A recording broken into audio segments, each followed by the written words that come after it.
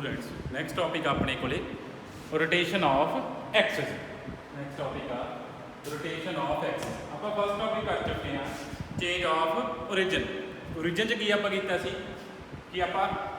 Axis में parallel रखे सी, axis में आप कुछ नहीं किया, सिर्फ ओरिजिन शिफ्ट करता सी। की किया सी आप कि एक्सिस सेम रखिया सी, सेम डायरैक्शन सी एक्सिस की। शिफ्ट ऑफ ओरिजिन की गल कर रहे हैं जो आप शिफ्ट ऑफ ओरिजिन किया सी, एक्सिस की डायरैक्शन आप सेम रखी सी, ओनली की शिफ्ट किया सी ओरिजिन शिफ्ट करता सी न्यू पॉइंट ते ओ डैश ते। ठीक है, एंड आप न्यू ते ओल्ड कोआर्डिनेट्स की फाइंड कर लिया सी, रिलेशन फाइंड कर लिया सी। नैक्सट आ हुण अपने को रोटेशन ऑफ एक्स। नैक्सट अपने को रोटेशन ऑफ एक्सिस। सपोज कर लो अपने को एक्स एंड वाई की आ ओल्ड एक्सिस ने, ओल्ड कोआर्डिनेट्स ने। ठीक है, ओल्ड सिस्टम आप न्यू सिस्टम बनाने कि आप इस एक्सिस को की कर दें, रोटेट कर दें, एक्सिस की आप डायरैक्शन चेंज कर दें। तो मैं एक्सिस को रोटेट करता, न्यू एक्सिस आ गया X dash and Y dash. जो एक्सिस गिवन थी उन्होंने मैं थीटा एंगल से की करता, रोटेट करता। रोटेट करना एक्सिस की डायरेक्शन की होगी चेंज होगी, बट ओरिजिन सेम रह रहा। ठीक है, ओरिजिन की रह रहा अपने को सेम रह रहा, ओनली आप की चेंज की है इस क्वेश्चन च डायरेक्शन चेंज करती। कितने एंगल से रोटेट करता, थीटा एंगल से रोटेट करता। सपोज कर लो पी की है एनी पॉइंट है in plane and X Y की ਉਹਦੇ कोऑर्डिनेट ने with respect to old and with respect to new axis की कोऑर्डिनेट ने एक्स डैश वाई डैश। ठीक है, एक्स वाई कोऑर्डिनेट ने ਉਹਦੇ with respect to old axis and X dash Y dash coordinate आ रहा है with respect to new axis. फिर आप पी तो की ड्रॉ करते हैं, परपेंडिकुलर ड्रॉ करते हैं,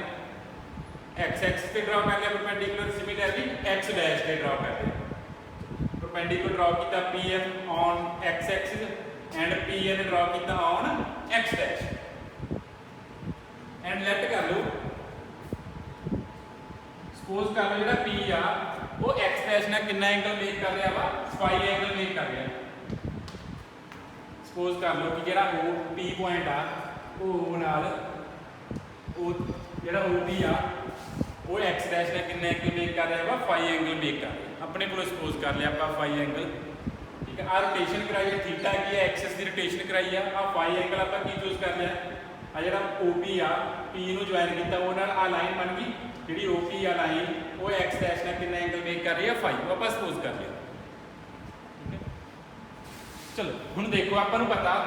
कि ओ एम अपने को किहदे इक्वल आ जाऊगा, एक्स के इक्वल आ जाऊगा एंड पी एम की इक्वल आ जाऊगा, वाई दे इक्वल। ठीक है, अपने को एक आ पी पॉइंट है, पी दे कोऑर्डिनेट की सी एक्स ते Y, it mean O M की distance cover on X axis and P M की distance cover on Y axis. आ पी पॉइंट लेना पी एम कितना आ गया, वाई आ गया अपने को। And in right angle triangle देखो, जो आ राइट एंगल ट्रायंगल बनी है, triangle O M P triangle बनी है अपने को, ट्रायंगल बन गई ओ एम पी का एंगल कितना आ गया, टोटल एंगल कितना बन गया, थीटा प्लस की बन गया, फाई बन गया। ठीक है, एक राइट एंगल ट्रायंगल बन गई ओ एम पी, एक राइट एंगल ट्रायंगल अपने को ਇਹਦਾ एंगल कितना आ टोटल थीटा प्लस फाई आ। जे मैं cos थीटा फाइंड करा, cos theta plus phi find करा, और किहदे इक्वल आ जाऊगा राइट एंगल ट्रायंगल च अपने को राइट एंगल ट्रायंगल है ओ एम पी। आ टोटल एंगल कितना आ रहा, हाइपोटेन्यूज आ गया, ओ पी की आ गया हाइपोटेन्यूज, ओ बेस ना कितना एंगल मेक कर रहा वा, theta plus phi angle make कर रहा है। Then cos theta plus phi कितना आ जाऊगा, O M over O P. O M कितना एक्स, ओ पी कितना आर। मींस अपने को एक्स की वैल्यू की आ जाएगी R cos theta plus phi है। अपने को की वैल्यू है एक्स की R cos theta plus phi, जिवें तुसीं पोलर कोआर्डिनेट्स फाइंड करते हो सेम ही हो। ठीक है, पी पॉइंट चूज किया वो कोआर्डिनेट्स लिख देने हैं ना कि एक्स किहदे इक्वल आउंदा वा। एंगल तुहानूं पता होना चाहिए कि वो पॉइंट कितना एंगल मेक कर रहा है ना, कितना एंगल मेक कर रहा सी, theta plus phi angle make कर रहे सी। एक्स आ गया R cos theta plus phi आ, चलो इन्हें नंबर 1 दे दूँ। एंड नैक्सट आप चलते हैं एक्स डैश वाई डैश। हुण देखो ओ एन किहदे इक्वल होगा, एक्स डैश ओ एन की आ distance covered by point P on X dash axis, वो कितना ओ एन है, वो किहदे इक्वल है, एक्स दे इक्वल है, X dash equal sorry, and P N किहदे इक्वल होएगा, वाई डैश के इक्वल है। चलो जे आप गल करिए ट्रायंगल ONP की गल करिए ONP हुण ये अपने को बेस की आ गया ON बेस आ गया OP की आ हाइपोटेन्यूज आ PN की आ परपेंडिकुलर आ ONP ट्रायंगल दैन इत्थों फिर आप फाइंड कर सकते हैं जो फाइंड करना हो cos की एंगल कितना फाई है जो cos फाई फाइंड करना हो किहदे इक्वल आ जाएगा ON बाय OP ON कितना x डैश OP कितना वा R मीनस ਤੁਹਾਡੇ ਕੋਲੇ ਕੀ ਆ ਗਿਆ x डैश कितना आ जाएगा R cos फाई आ जाएगा x डैश कितना आ जाएगा R cos फाई सिमिलरली ਤੁਸੀਂ ਕੀ फाइंड कर सकते हो sin फाइंड कर सकते हो इस एंगल ट्रायंगल च ONP ट्रायंगल जिवें sin फाई फाइंड करा की आऊगा sin फाई अपन पता कि इक्वल हुंदा वा परपेंडिकुलर ओवर हाइपोटेन्यूज की आ जाएगा y डैश ओवर r आ जाएगा मींस y डैश की वैल्यू की आ गई r sin फाई आ गई y डैश की वैल्यू की आ गई r sin फाई आ गई चलो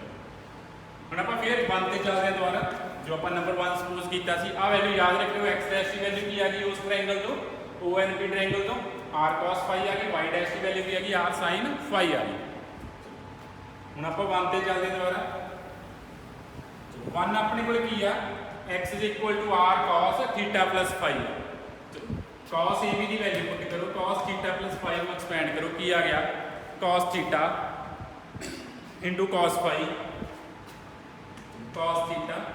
cos phi minus sin theta sin phi यही आ गया cos थीटा प्लस फाई में एक्सपेंड किया चलो मैं इहनूं की लिख लेना r ना मल्टीप्लाई कर देने r cos phi into cos theta लिख लें minus r sin phi into r sin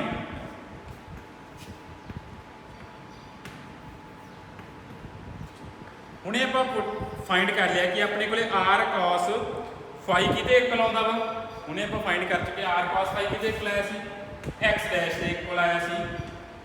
and r sin phi किहदे इक्वल आया सी y डैश दे एंड r sin फाई किहदे इक्वल आया सी y डैश दे इक्वल आया सी ठीक है r ਨੂੰ मल्टीप्लाई किया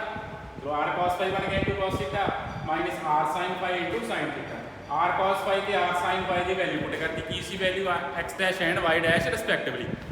इथों अपने को x आ गया x की वैल्यू की आ गया x की वैल्यू आ गई अपने को x की इक्वल आ गया x dash cos theta minus y dash sin theta next आप फाइंड करनी y की वैल्यू चलो देखो y की वैल्यू देखो किवें फाइंड करोगे चलो फिर आही ट्रायंगल ले लो किहड़ी triangle OMP triangle in triangle OMP आप हम फाइंड कर लेने हैं sin theta plus phi in triangle OMP sin theta plus phi किहदे इक्वल आ जाएगा y ओवर r दे इक्वल आ जाएगा मींस y की आ गया अपने को r sin theta plus phi आ गया अपन sin दा एक फार्मूला पता की आ गया formula sin theta cos phi plus cos theta sin phi फिर r ना मल्टीप्लाई कर दो ये लिख दें r cos फाई लिख दिए r cos phi into sin theta plus r sin phi into cos theta चलो फिर वैल्यूज पुट कर दो r cos फाई किहदे इक्वल आ x दे इक्वल आ एंड r sin फाई किहदे इक्वल आ y दे इक्वल ये अपने को की आ गई सॉरी x डैश दे इक्वल आ किहदे इक्वल सी y डैश दे इक्वल सी r sin फाई किहदे इक्वल सी x dash and r sin phi किहदे इक्वल सी y डैश ये अपने को की है कि y की वैल्यू आ गई तो आप दोनों वैल्यूज फाइंड करते हैं x की वैल्यू भी फाइंड करती है एंड y की वैल्यू भी फाइंड करती x की वैल्यू की आई सी x dash cos theta minus y dash sin theta similarly आप y फाइंड कर चुके हैं y की आया सी x dash sin theta plus y dash cos theta ये अपने को रिलेशन आ गया between old and new coordinate अपने को रिलेशन आ गया between old and new coordinate x is equal to x dash cos theta minus y dash sin theta y की equal आ गया x dash sin theta plus y dash cos theta ਆਪਾਂ old coordinate ਨੂੰ express ਕਰਤਾ in term of new coordinates. ਜੇ ਆਪਾਂ Axis ਦੀ rotation ਕਰਦੇ ਆ ਤਾਂ ਆਪਣੇ ਕੋਲ ਆਹ ਰਿਲੇਸ਼ਨ ਆਉਂਦਾ between old and new coordinates. ਹੁਣ ਤੁਸੀਂ ਇਹਨਾਂ ਨੂੰ ਸੋਲਵ ਕਰਕੇ ਨਿਊ ਫਾਈਂਡ ਕਰ ਸਕਦੇ ਹੋ ਇਨ ਟਰਮ ਆਫ 올ਡ ਕੋਆਰਡੀਨੇਟਸ। ਸੋ ਦੋਨਾਂ ਨੂੰ ਸੋਲਵ ਕਰ ਲਿਓ, ਐਲੀਮੀਨੇਸ਼ਨ ਵਾਲਾ ਮੈਥਡ ਅਪਲਾਈ ਕਰ ਲਿਓ। ਐਲੀਮੀਨੇਸ਼ਨ ਮੈਥਡ ਅਪਲਾਈ ਕਰੋਗੇ x ਡੈਸ਼ ਕਿਹਦੇ ਇਕੁਅਲ ਆ ਜਾਏਗਾ x cos theta plus y sin theta and y dash ਕਿਹਦੇ ਇਕੁਅਲ ਆ ਜਾਏਗਾ ਸੋਲਵ ਕਰਨੇ ਤੁਹਾਡੇ ਕੋਲੇ -x sin theta -x sin theta plus y cos। ਇਹਨਾਂ ਤੋਂ ਯਾਰ ਫਾਈਂਡ ਕਰ ਲੈਣੇ ਇੱਥੇ ਐਲੀਮੀਨੇਸ਼ਨ ਮੈਥਡ ਲਗਾ ਤਾਂ x ਡੈਸ਼ ਦੀ ਵੈਲਿਊ ਫਾਈਂਡ ਕਰਨੀ ਐਂਡ y ਡੈਸ਼ ਦੀ ਵੈਲਿਊ ਫਾਈਂਡ ਕਰਨੀ। ਹੁਣ ਆ ਆਪਣੇ ਕੋਲ ਰਿਲੇਸ਼ਨ ਆ ਗਿਆ new coordinate in term of old coordinates. ਇਹ ਰਿਲੇਸ਼ਨ ਬਣ ਗਿਆ new coordinate in term of old coordinates.